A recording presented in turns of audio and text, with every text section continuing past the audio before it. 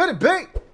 Me, your man, Louie T. Welcome to this LouieTeeNetwork exclusive. We've got breaking news, more quarterback news in what is going to be a crazy offseason for the quarterback position. We've talked about this on the podcast.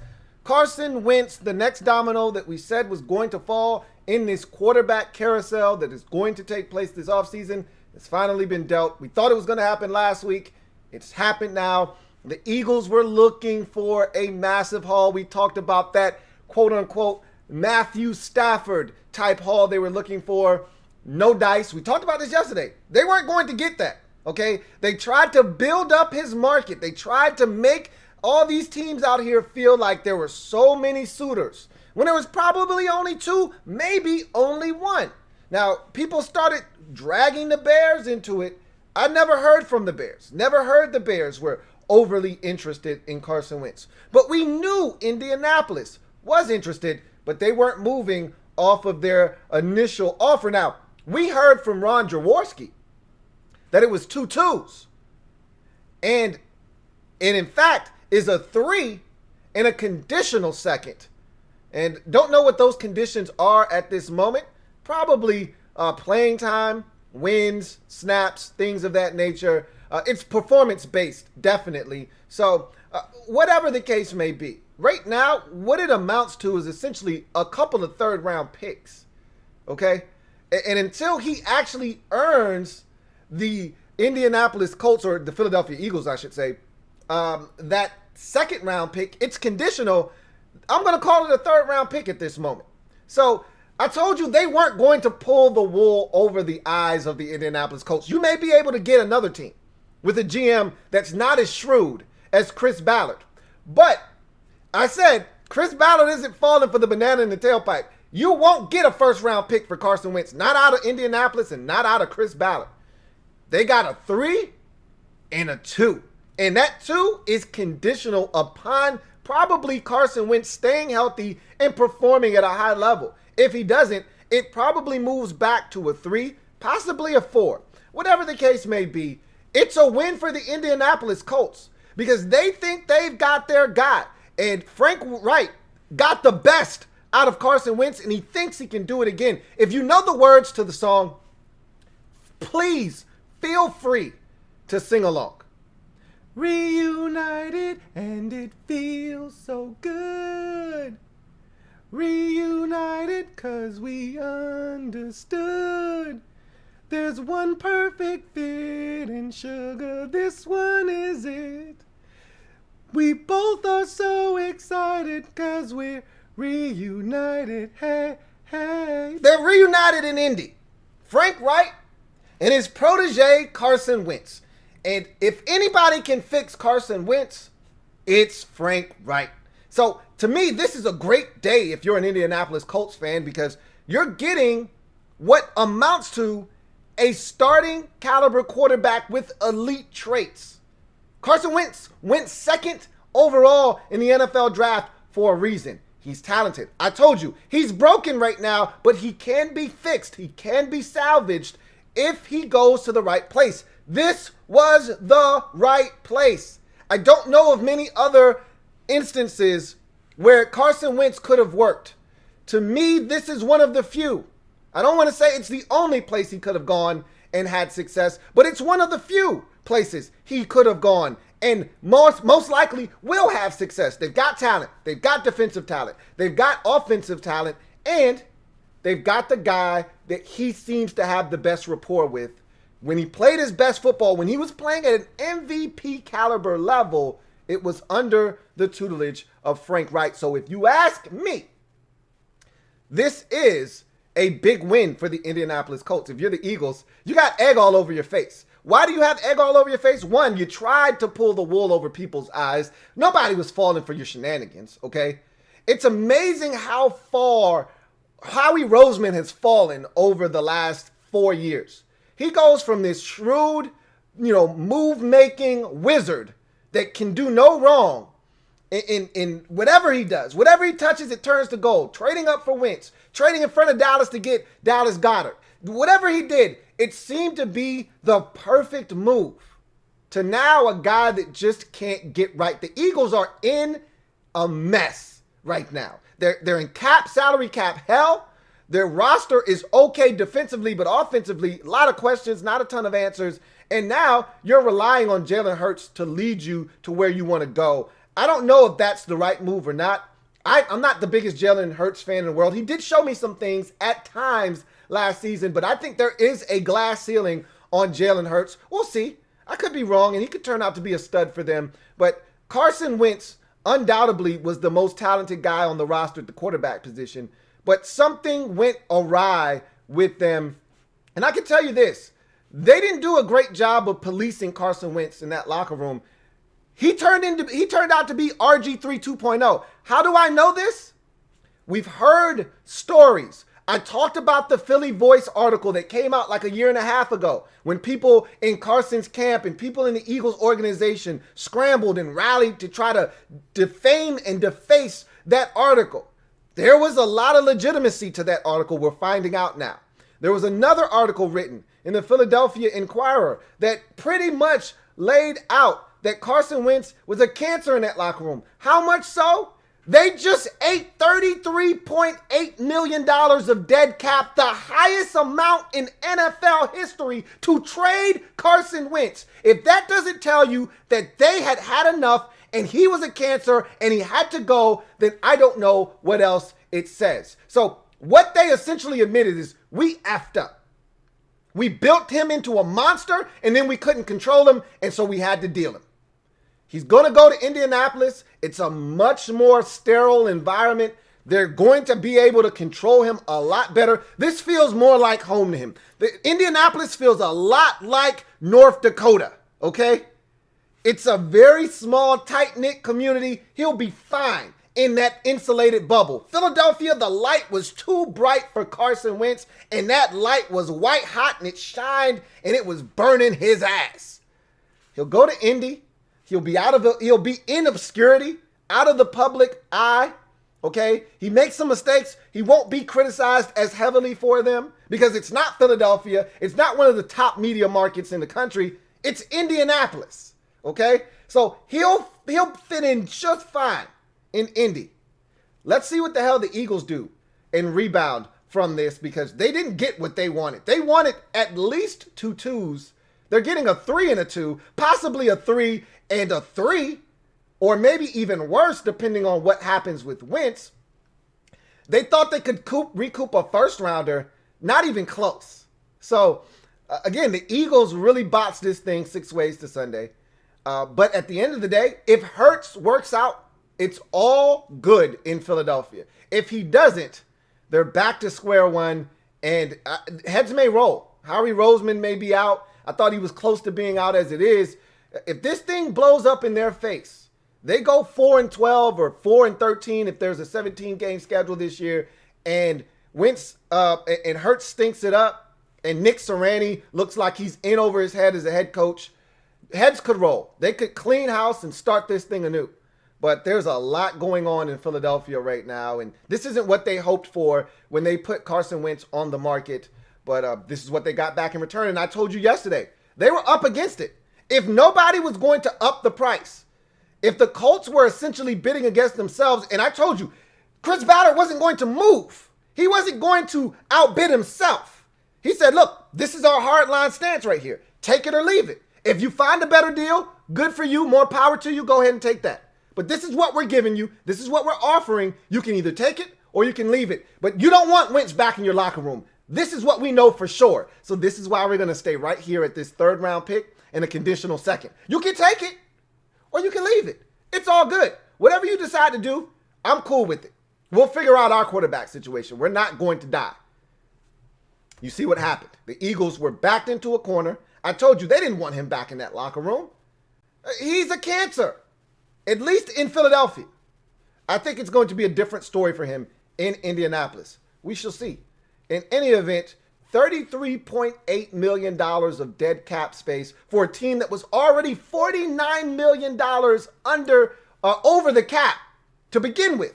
And the cap number has been set at $180 million this upcoming season, down from nearly $20 million from what it was in 2020. And we expected it to be down to as low as 175, so it's actually up $5 million from where it was projected to be, but that still doesn't help the Philadelphia Eagles any. They're up against it. And this move to trade Wentz isn't going to help them, but I think they factored that into their offseason already. They knew what they were going to do. They knew they couldn't move on with Wentz still in that locker room, hence the trade.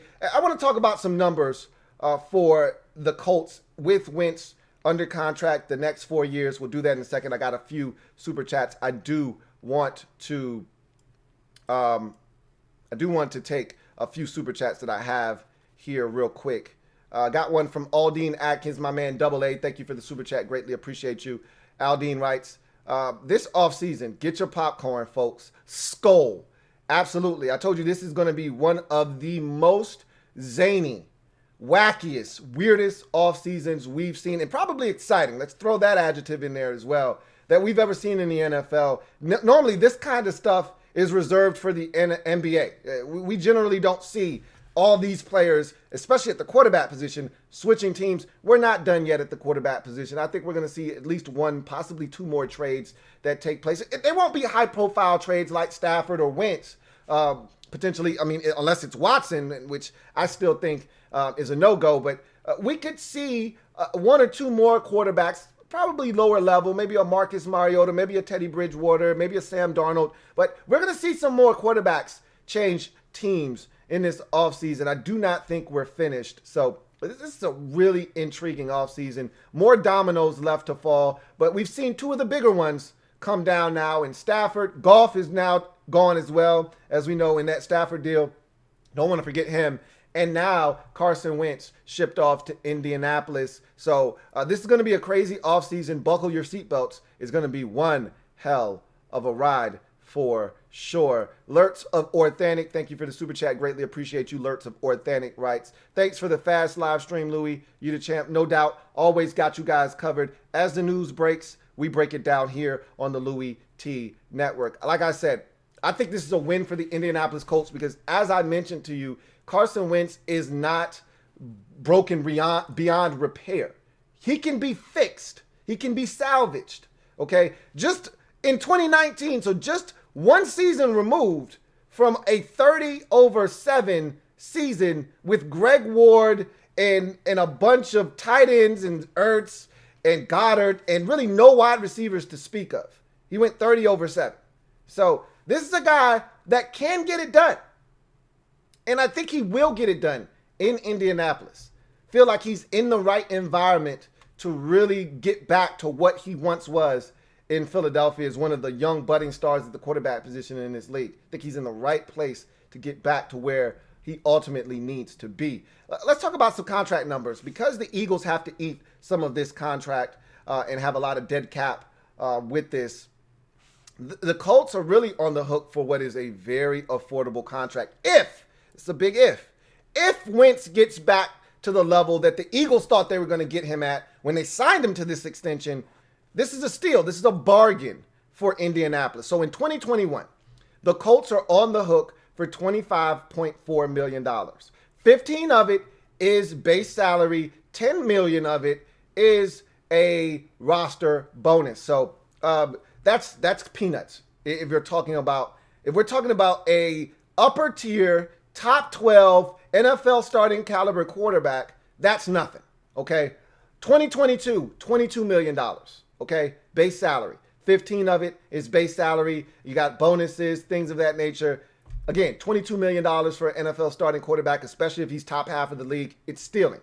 2023, they're on the hook for $25 million. Again, $15 million in base, $10 million in a roster bonus. Again, that's a very affordable number if he ends up being the Carson Wentz that he was 2 years ago, 3 years ago. So, again, you feel like you're stealing. And then in 2024, they probably won't even see this part of the deal because if he's good, he'll probably be extended by then. If he's not, he'll be gone by then. So this last year, it's $26 million. Probably don't even need to talk about it. But for the sake of this discussion, it's $26 million. Again, $16 million this time in base salary. The rest are in incentives and bonuses. Bottom line is it's $98.4 million over the next 4 years for the Colts, which equals out to $24.6 million per year. Again, you're stealing. 61 of it is guaranteed dollars if you're Indianapolis. So essentially, you're on the hook for $61 million.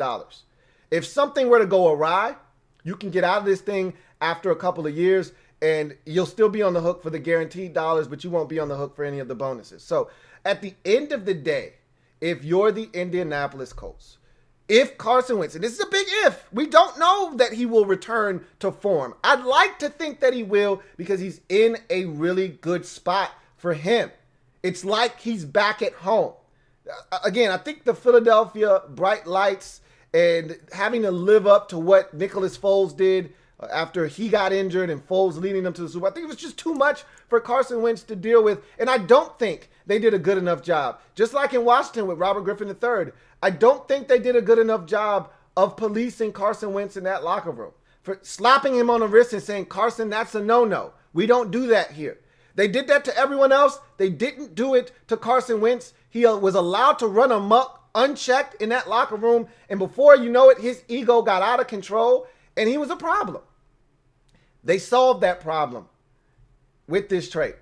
They had to pay $33.8 million to do it, which is an NFL record for the most dead cap that a team has absorbed when trading. Remember how crazy we went when the Pittsburgh Steelers essentially ate $23 million in dead cap space to trade Antonio Brown, and they didn't even get a first-round pick. What did they get, like a third or something like that from the Raiders? And we sat here and we mocked the Steelers, but we said it must have been that bad. And it was. We later found out this guy's a head case. And so, but we mocked the Steelers. We mocked Kevin Colbert and the Steelers for eating dead cap to get rid of a player. The Eagles are taking it to the next level now. They exceeded $30 million in dead cap that they're going to have to eat just to get rid of Wentz. What does that tell you about the situation in that locker room and how they felt about Carson Wentz? It's not just the play, people, okay? It can't just be the play. Because even if a guy pisses you off with his play on the field and you can't stand to look at him, you're not getting rid of him if he's a good guy to eat $33.8 million. You might not stand the sight of him. You may not be able to stand the sight of this guy because of how poorly he's played and the money you're paying him. But that's no reason to eat $33.8 million worth of cap space. Dead cap. He's got to be an asshole. He's got to be insufferable for you to say, look, you're 1 year removed from 30 touchdowns, 7 interceptions, and leading us to an NFC East championship and playing a home playoff game. You're 1 year removed from that, but you got to go. You weren't good last year, but you got to go. It's not just the performance on the field. We know this runs much deeper than that. We've talked about that already, so I don't want to belabor the point, but that tells you all you need to know right there.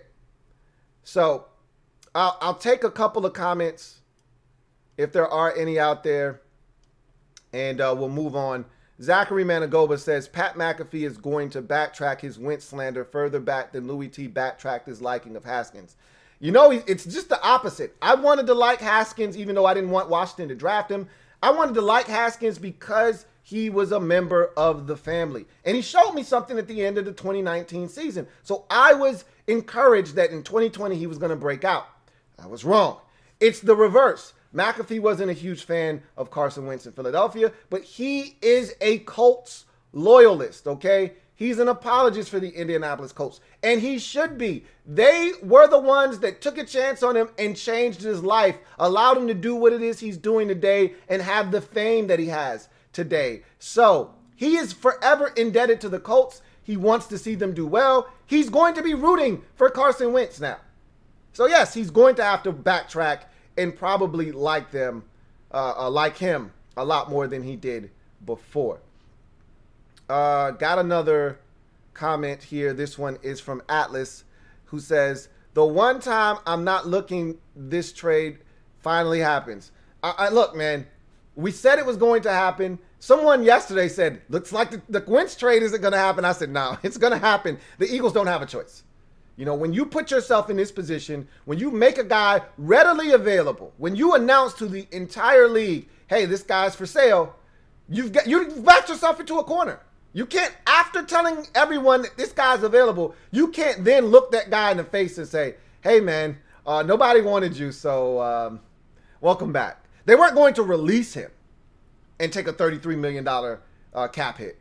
They were going to get something for him. But after Wentz has said and done the things that he's done in that locker room, he's already said, I'm not going to be a backup. He's already told you, this will not be a good situation for you if I'm here and I'm not starting. They had to do something. So he was going to get traded. We just didn't know when. I thought it was going to be last week. Got another comment. This one's from John Perez, who says, is there a chance Wentz can save his career, or is that dead and gone like the Pope? Nope, he can save his career, and I think he will. I'm betting on Wentz getting back to his 2018 form. 2017 form is when he was at his highest peak, when they went to the Super Bowl, and he was playing at an MVP level until he got injured. I don't know if he'll get back to that level, but I think you can see some Carson Wentz, you know, from 2019, 30 over 7.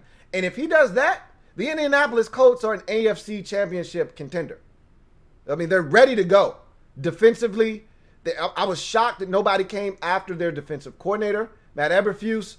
That's a win if you're the Colts, because you're keeping all of that nucleus together. Defensive staff, you're keeping that defense together. You're adding a guy that could potentially move the needle offensively. And Phillip Rivers was good. He wasn't great last year. Wentz has the potential to be great for you. So this could be an upgrade. It could be a downgrade. He could come in and stink it up. There is this unknown quality about this trade, but we have enough of a track record here to say that this guy can play. So you got to feel like Wentz is in a good spot, and especially being that he's with a guy that he's very familiar with. He should know the system because he was with Frank Wright in Philadelphia. I'd like to think that the verbiage isn't too far away from what it was under Doug Peterson. They have similar characteristics in their offense and concepts. I think he should be able to just walk in there and understand what the hell is going on, hit the ground running, and not look back, to be honest. JP also says, bruh, I've said a million times Philly is going to be a 3 or 4 win team. No cap, old past their prime players, and Howie Roseman is going to F up the draft like he always does. He's been really bad at the draft. That's one thing I can say. Howie's a lot better at the draft when he's in and he's out. So that means trading up to get a guy that he feels like is elite, like Dallas Goedert. That's when he's at his best. When he's got 4 or 5 players, that's when they're at their best in the draft. When he's got 10 players, he's dangerous because he's going to F some stuff up like he did last year, taking 19 receivers, none of them which, to me, are elite. We'll see about their first-round pick, Jalen Reagor. He may turn out to be a dynamic 2. I don't think he's a number 1, which is why I thought it was a bad pick. They should have taken Justin Jefferson. That's another story for another day. At the end of the day, we're going to see what Howie Roseman does in this draft. This is a big draft for him.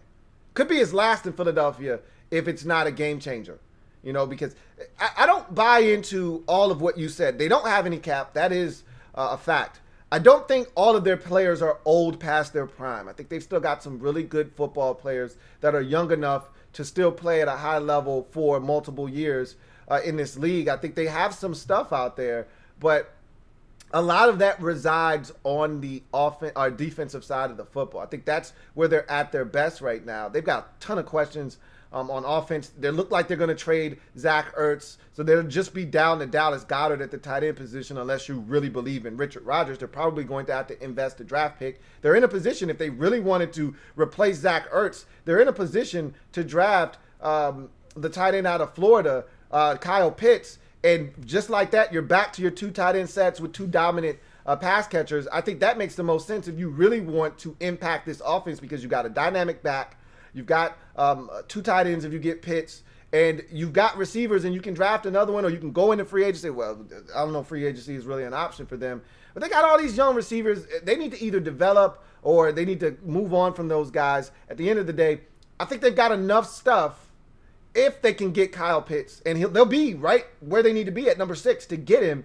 The question is, will they pull the trigger on him, or do they feel like there's another pressing need, like cornerback, potentially, for their football team? If I were the Eagles, I would go after Kyle Pitts to give Jalen Hurts or whomever is going to be under center at quarterback another big-time target at the tight end position to really help that offense. But I don't think they're going to be a 3 or 4 win team. I don't think they're as bad off as people think.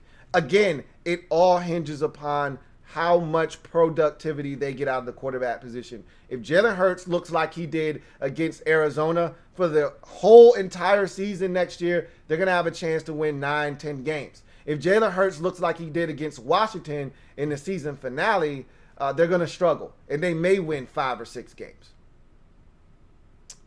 Got another comment here, I believe. Got a couple more down here. This next one is from Seize Up. What does dead cap money mean? Money that just sits on your cap that you can't touch. It's pretty much, it's almost like a player is eating up that cap space. So essentially, it's money that's attached to your cap that you don't have access to, that it's accounted for, that you can't spend. So dead cap money is money that's just sitting there that you can't touch. And unlike being in an account where it can grow, that money is just sitting there dead. Okay? It's essentially like you having, just look at dead cap money like this. Let's say you've got $20,000 and 10 of it is dead cap money. That's like somebody taking a match, all right? They got lighter fluid in right hand, match in left hand, all right? They pour lighter fluid on that $10,000, and then they take the match, they strike it, and they light your $10,000 on fire. You watch it burn, and then you get all the ashes, and you slide it right over next to your other $10,000. Now, you can spend the other $10,000. You still got the other $10,000. It's just ashes. You can't spend it. It's of no use to you. You still got it, though. It's just ashes now. That's what dead cap money essentially is. You can't spend it. You can't do anything with it. It's just sitting there. You can't do anything with it. So essentially, and the Eagles are probably going to spread that dead cap money. It's not like a $33 million cap hit in one season. They're probably going to spread that out over the life of that contract. So it's probably going to be, they're probably going to be able to spread it out over, 3 or 4 year period. I would guess. I could be wrong. Don't quote me on that. But the assumption is they'll be able to spread that thing out over, 2 or 3 years, maybe even 4 years, because of that's how long the contract had left on it.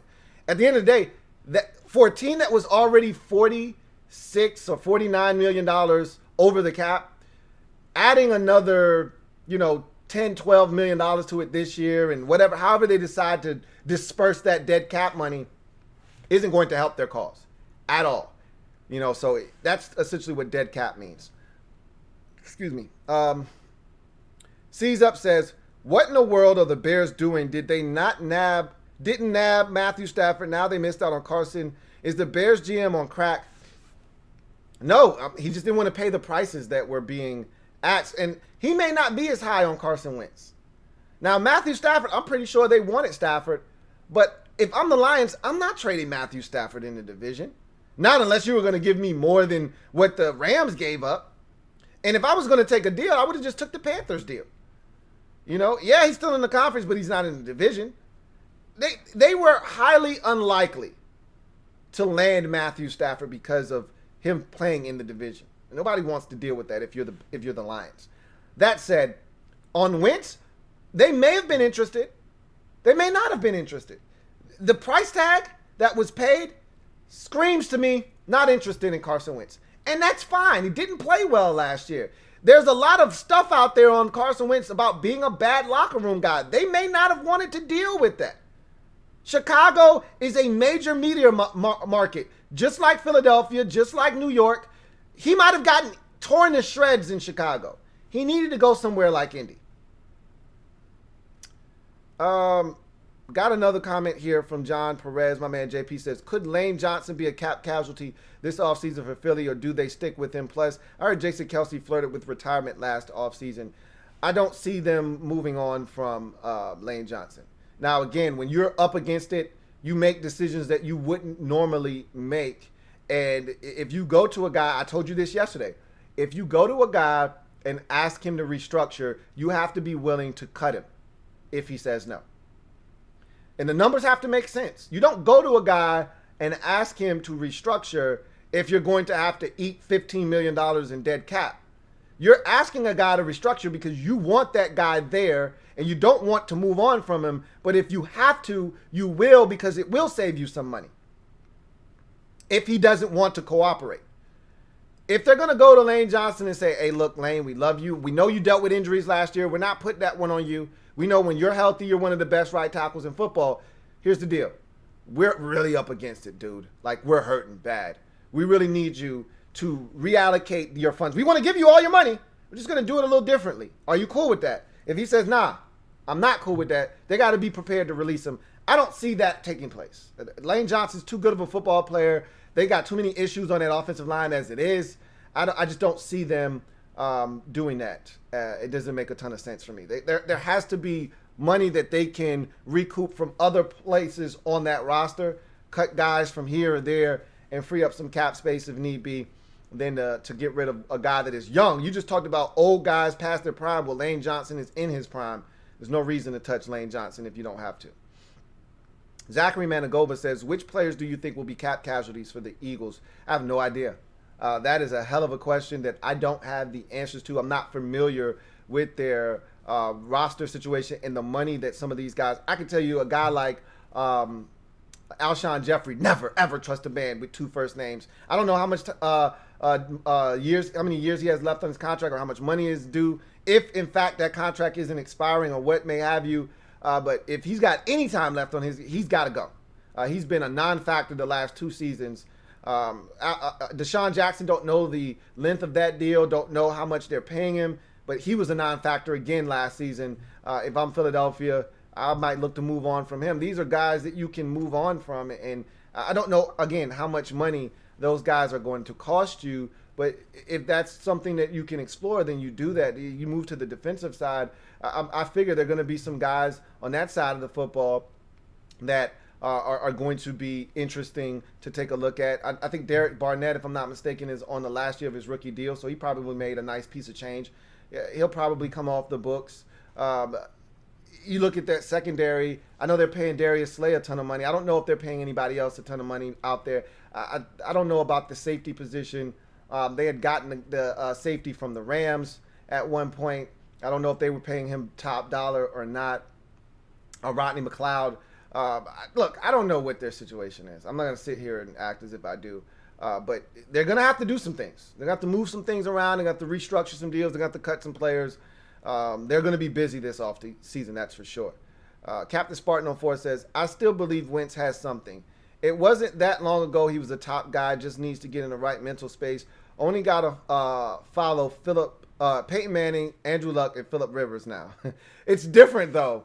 You know, when the last guy that they saw in Indianapolis wasn't Manning or Luck, it was Phillip Rivers. And Rivers was okay. He wasn't great. They didn't think they were winning a Super Bowl with Phillip Rivers. You know, they thought Phillip Rivers gave them a chance to maybe win a postseason game. They almost missed the playoffs last year. And again, granted, I get it. They were a double-digit win team. It was just crazy out in the AFC. But they needed help week 17 to get in. So it's not like, Phillip Rivers came in, and he was really good. I don't want to demean Phillip Rivers' season last year. He was outstanding at times. But he also turned it over like we know Phillip Rivers to do. Wentz is going to be, if Wentz is back to his 2019 status, and again, we're just one regular season removed from that. Okay, just keep that in mind. It's not like this guy's been trashed for 3 years running. He just had one bad season. Now, the off the field stuff, the locker room stuff, that's been going on probably since 2018. Maybe even 2017. But the on the field lack of production, that's just a 1 year thing. So he can get back to playing good football. As you mentioned, he just needs to get in the right headspace. I think he'll do that in Indianapolis. So I'm not worried about that. It's really the fact that I look at him and I want to see how he assimilates himself to that locker room and how he's able to take to coaching. And when he makes a mistake, they get on him. And he's held accountable for that. It's going to be interesting to see if he's able to galvanize the team, because in Philadelphia, there were cliques. he had his own little faction, guys that he was cool with, and he really didn't associate with the rest of the team. So there was a lot of stuff with Wentz. Can he fix all of that? That takes introspection. That takes self-awareness. Can he do that in Indianapolis? That, to me, is going to be key. All right, I think we just got our last comment. Oh, we got one more here from Captain Spartan, who writes, Eagles cap doesn't help when they want to pay every major defensive tackle in free agency. They believe in building on the defensive line, just like they do on the offensive line. A lot of teams have that same philosophy. If we're strong up front, in the trenches, on both sides of the ball, it's going to give us a chance. It's helped the Eagles in immense ways, i.e. winning a Super Bowl just 4 years ago. So it's not a bad philosophy to adhere to, but you have to be careful.